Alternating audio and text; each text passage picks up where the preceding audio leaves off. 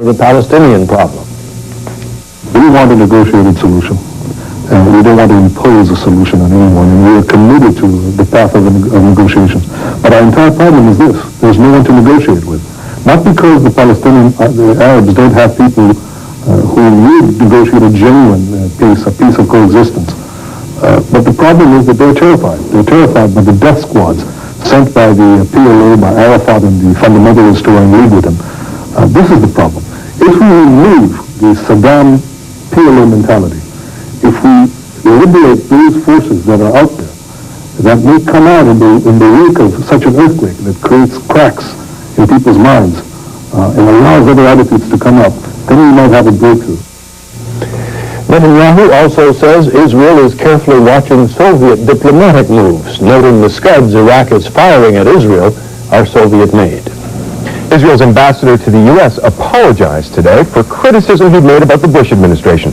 In an interview with the Reuters news agency last week, Ambassador Zalman Shoval complained that Israel has yet to receive money promised by the U.S. He was referring to $400 million in housing loan guarantees to Israel.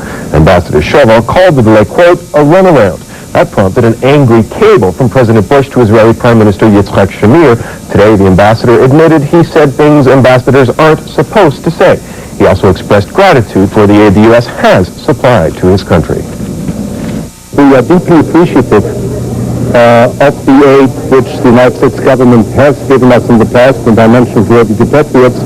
And I heard from Secretary Baker in my meeting with him a few days ago that he himself is taking a very active role in trying to mobilize the aid which Israel is entitled to, in his eyes, being a frontline state, and this is his terminology, and I'm sure that something will be achieved on that. Israeli Prime Minister Yitzhak Shamir today said he hopes that U.S.-Israeli relations won't be hurt by Ambassador Shoval's earlier remarks. Two convoys carrying medicine, infant formula, and doctors today began the perilous journey from Jordan to Baghdad. A third convoy also was to leave today for Iraq. Members of the London-based Gulf Peace Team accompanied one convoy. They appealed to Allied forces to stop bombing the Amman-Baghdad highway so the humanitarian aid can reach its destination. Meanwhile, there were more anti-American protests today in Amman. This, as government ministers said Jordan is pinning its hopes on Soviet diplomacy to stop the Gulf War before a ground assault begins. An off-the-cuff comment by the Pope. It may have been an effort to distance him from the anti-war Italian communists and pacifists. On a number of occasions, John Paul II has called for peace in the Middle East. Italian leftists and peace groups have used his words to promote their own anti-war views. But in a spontaneous comment today, the Pope said, quote, we are not pacifists. We do not want peace at any cost. Later, in prepared remarks, the Pope emphasized that peace and justice must go hand in hand.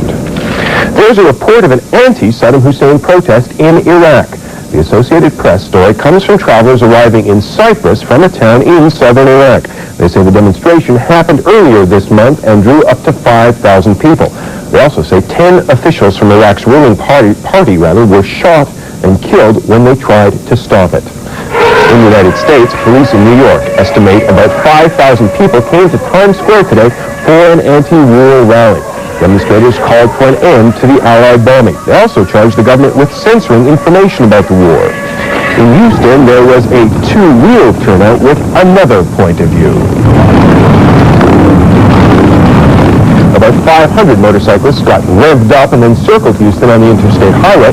They say their motorcade was to show support for U.S. troops in the Gulf. In response to the severe hazards of the battlefield, the U.S. military is taking a severe step. It is ordering, not asking, ordering troops to take medicines and vaccines not approved for general use. And critics say that that violates some basic individual rights. CNN medical corps a month against all the coalition forces. These headlines about having already achieved victory could help pave the way in Iraqi public opinion for a pullout from Kuwait, especially since Iraq announced this pullout plan first. President Saddam Hussein appears to have taken the initiative for this plan, something which could help keep Iraqi dignity intact in any ceasefire based on a pullout. Iraqis have plenty of reason to welcome a ceasefire. In the southern Iraqi town of Samawa today, journalists saw bomb damage to some houses and to several bridges across the Euphrates River.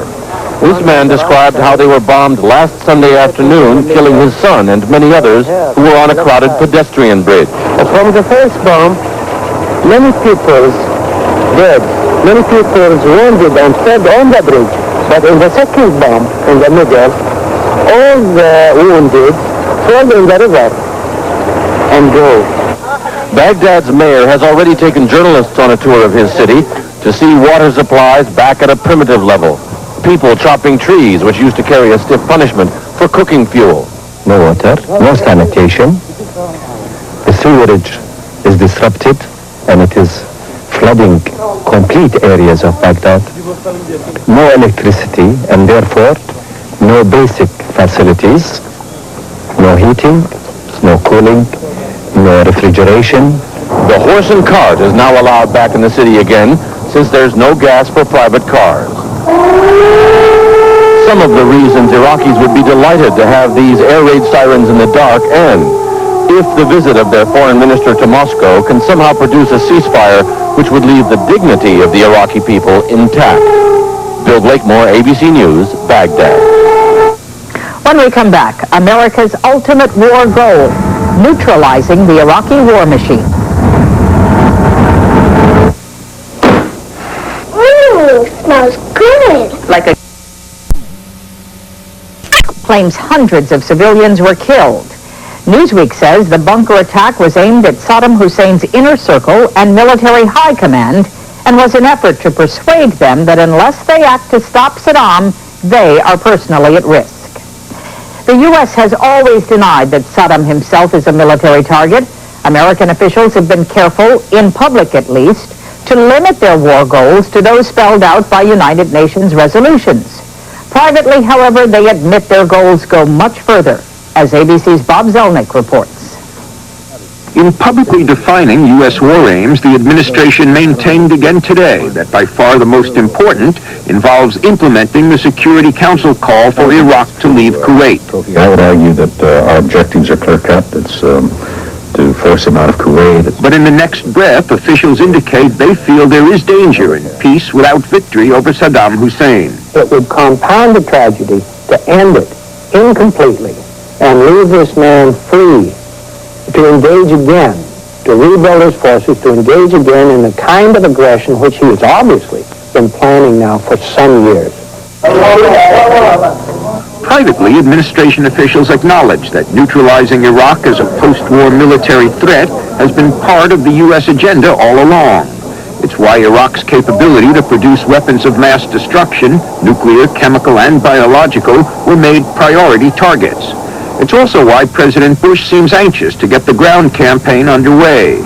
For while Iraqi forces can be weakened by airstrikes, only the ground war provides the U.S. with the opportunity to destroy most of Iraq's best forces while still acting under the authority of the UN. As one senior administration official told ABC News, we would hope in the process of retaking Kuwait to reduce or eliminate Iraq's ability to conduct offensive operations. Some officials suggest that even if Iraq is willing to withdraw unconditionally from Kuwait, the administration may demand a timetable so rapid as to require them to leave tanks and other heavy equipment behind.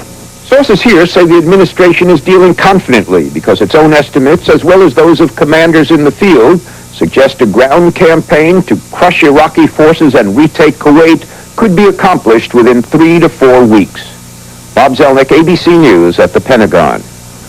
When we return, Britain's breakthrough in detecting Alzheimer's disease.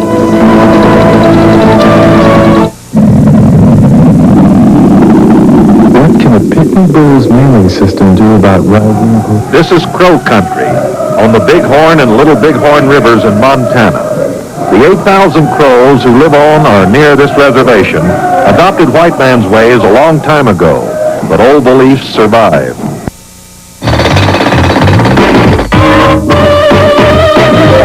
By the United States. After several quiet days, the air raids began again tonight in the Iraqi capital, perhaps a message that any delay in Moscow will likely mean more damage to Iraq. Nathan Thomas, ABC News, Baghdad. Southland residents today showed their support for American troops in the Persian Gulf at 2 separate events. Organizers collected letters of support for the troops at Ontario Airport, where the rally formed up. People joined it from all over the Inland Empire area and formed up in a huge convoy of cars and trucks. Then they got onto the freeway to deliver the letters to the Federal Building in West Los Angeles.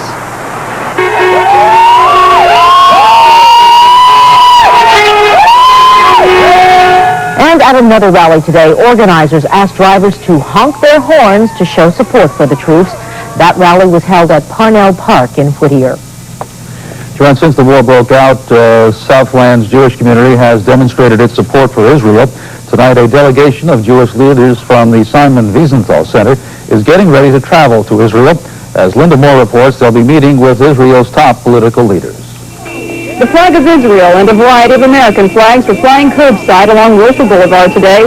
The pro-American, pro-Israel groups grabbed the favorite demo site early and kept up the cheering for hours this afternoon. But this time, no Jewish organization represented here, just individuals who took it upon themselves to come on down and shout it out. And it felt real good, says Esther Kodesh Fiorella, all by herself. She drove in from Sherman Oaks. I have nothing to do at home. What, clean a house? I can come out here and support my service people. I think they'll do a tremendous job. While Esther's show of support took her to Westwood, the folks at the Simon Wiesenthal Center are on their way to Israel to see Prime Minister Itzhak Shamir. A delegation of the center's leaders leaving tomorrow. It shows that we care, that we're with them. Rabbi Heyer will be taking with him documents to help those Israel communities destroyed by missiles sue the German companies that made them. We have quite a bit of documentation on 207 companies, that were Western companies that sold unconventional weapons, poison gas, Zyklon B, nerve gas to Saddam Hussein, and we're going to turn over whatever we have to the municipalities and the lawyers working on this. The Jewish community in Los Angeles continues its aggressive support every day, every weekend, and whether these people's role is big or small, in their own way, each of them knows that they are making a difference. In Westwood, Linda Moore, Channel 7 Eyewitness News. Stay with us. Still ahead tonight.